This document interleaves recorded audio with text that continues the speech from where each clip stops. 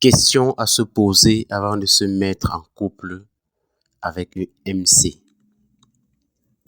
Bonsoir les amis. Je voudrais partager avec vous une réflexion ce soir à propos des MC. Pour ceux qui ne le savent pas, le vocable MC est utilisé au Cameroun pour parler des mères célibataires. Autrement dit, des femmes qui, sans être actuellement mariées, ont un ou des enfants. Dans la pratique, ces femmes, et ce dans le cadre d'une famille monoparentale, s'occupent toutes seules de l'éducation de leurs enfants, au moins ce qui concerne la vie quotidienne. Car oui, elles reçoivent très souvent un appui financier du ou des pères lorsque leurs enfants ont des pères différents. Donc elles reçoivent très souvent un appui financier du ou des pères sous forme de pension alimentaire et autres frais médicaux de scolarité, etc., etc. Donc, on comprend aisément que sous ce vocable MC, on retrouve des situations assez diverses allant de la classique fille-mère, devenue mère sans avoir quitté le nid familial, ni même avoir fini son cursus scolaire. En tout cas, en tout état de cause, sans être mariée.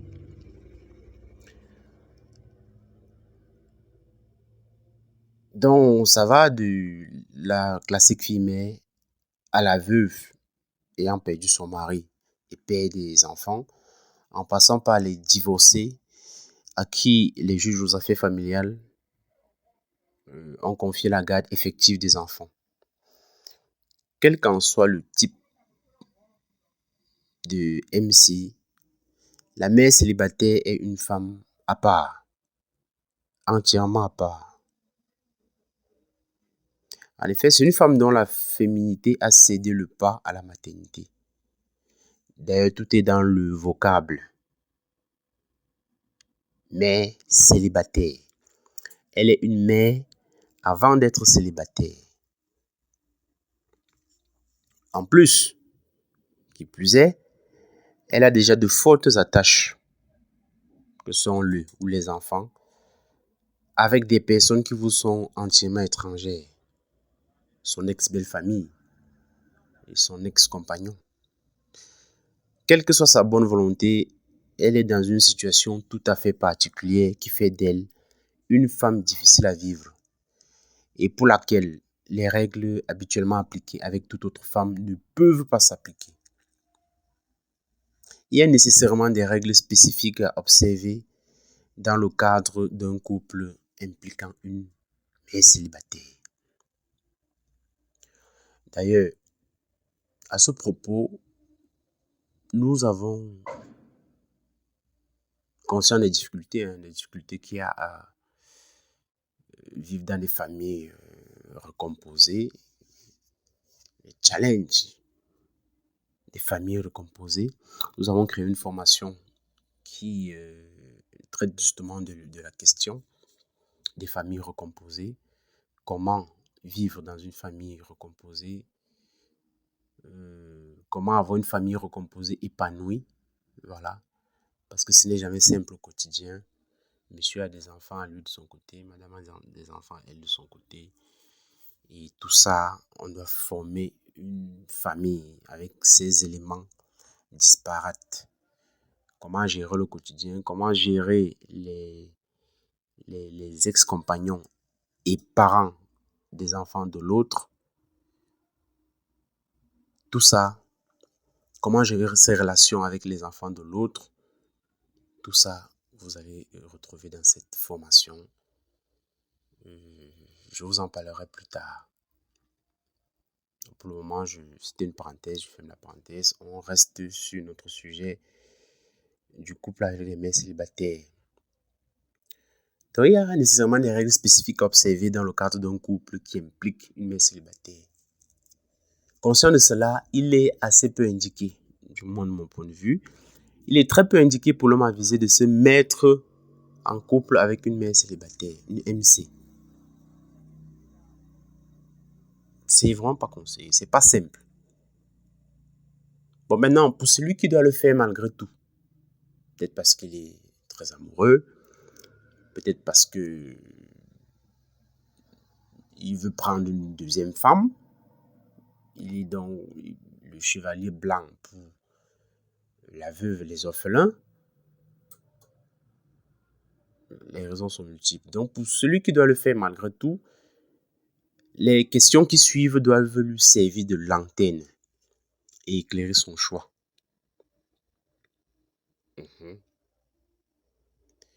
Je précise quand même d'entrée de jeu, avant de commencer à énumérer ces questions, d'entrée de jeu que dans le cadre de cette vidéo, nous parlons davantage des mères célibataires qui sont divorcées, en tout cas dont ou les pères de leurs enfants sont encore vivants. Le cas des veuves, c'est un cas à part. Là, il est parti, il n'y a pas beaucoup de questions à se poser. Le père ne peut plus constituer un obstacle. Par contre, lorsqu'il est vivant, les choses sont un peu différentes. Donc, dans le cadre de cette vidéo, nous évoquons la situation de la mère célibataire dont le père, ou les pères de ses enfants sont encore vivants. Donc, soit qu'elle a divorcé de lui ou d'eux, soit qu'elle a eu des enfants avec eux sans jamais se marier, et donc étant sous le toit parental, familial. Voilà, c'est de ça que nous allons parler.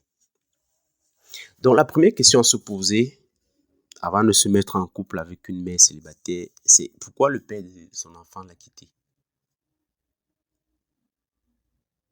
C'est une question sur laquelle il faudra investiguer pour comprendre les raisons. Parce que si elle a pu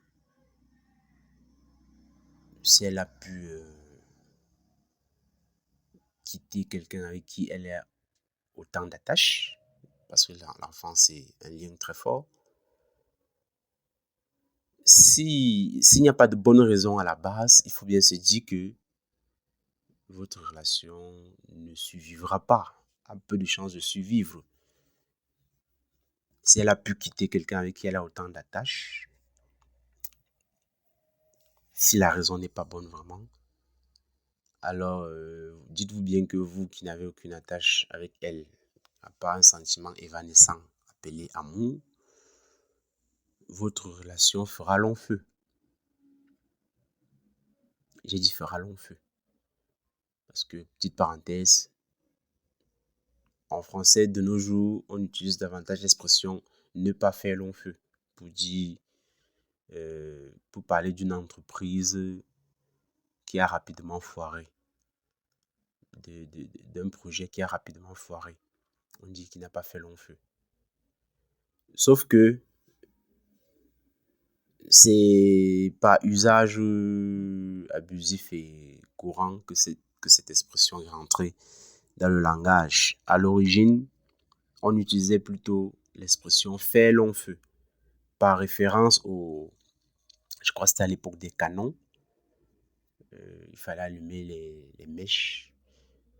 On allumait les mèches. Lorsqu'elles étaient trempées, elles ne s'enflammaient pas rapidement et ensuite s'éteignaient. On parlait de faire long feu pour parler donc d'un projet qui a foiré, qui a tourné court.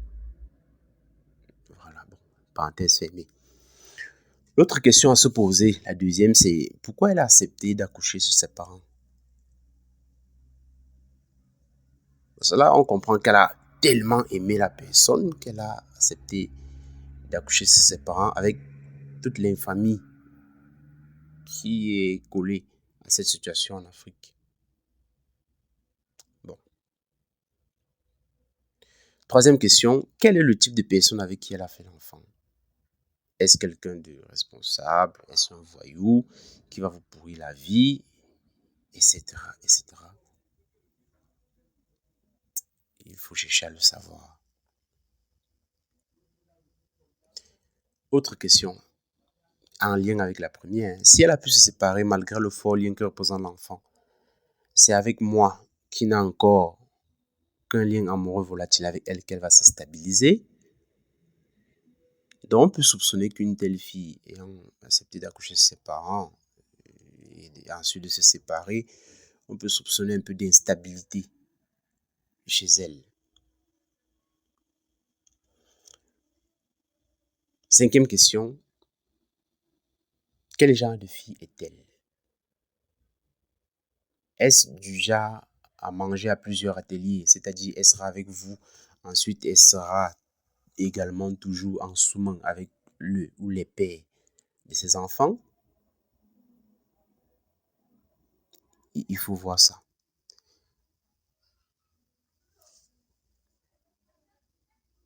Sixième question à se poser. L'enfant qu'elle a fait dehors avant de vous rencontrer et qui a reçu une éducation différente de celle des enfants que vous aurez avec elle ou que vous avez avec elle, est-ce que ces enfants-là, d'un autre père, avec d'autres gènes et tout ça, est-ce qu'ils ne vont pas perturber l'éducation de vos propres enfants que vous aurez avec elle? Quel est l'âge de ces enfants? Parce que ça compte aussi. Si c'est des enfants en bas âge qu'on peut remodeler, c'est mieux. Mais si c'est des gaillards adolescents déjà bien ancrés dans leurs pensées, dans leurs idées à eux,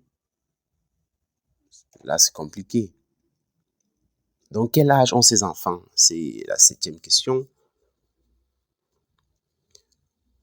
Huitième question. Une fille qui passe le temps à se tromper au point d'avoir plusieurs enfants avec plusieurs pères différents, est-elle vraiment crédible pour passer ma vie avec? Parce que oui, un enfant, ouais, c'est une erreur, une fois. C'est une coïncidence, une erreur, un hasard. C'est arrivé. Mais à partir de 2 fois, c'est diable, c'est problématique quand même.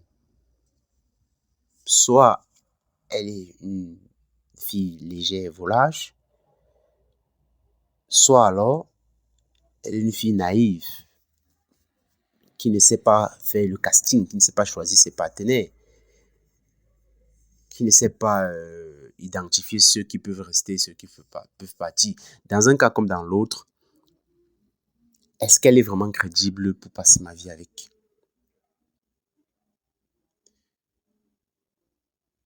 Neuvième question, ou dixième, je ne sais même plus trop, moi je crois que c'est la neuvième. Qui est-ce que je serais pour cet enfant ou ces enfants qui ne sont pas de moi? Juste un pourvoyeur, un sponsor qu'on escroque ou un véritable père de substitution? Parce que oui, la mère célibataire, on l'a dit en entame de notre propos, elle est avant tout mère. Elle est d'abord mère avant d'être célibataire. C'est-à-dire qu'elle met le bien-être de ses enfants toujours en avant. Du coup, elles ont tendance à se servir, surtout lorsqu'elles ont été abandonnées par le père des enfants, elles ont tendance à se servir des hommes désormais pour assurer le gîte et le couvert à leurs enfants. Pas plus calcul. Pas plus calcul. Donc la mère célibataire, ceux qui veulent se mettre en couple avec une mère célibataire doivent savoir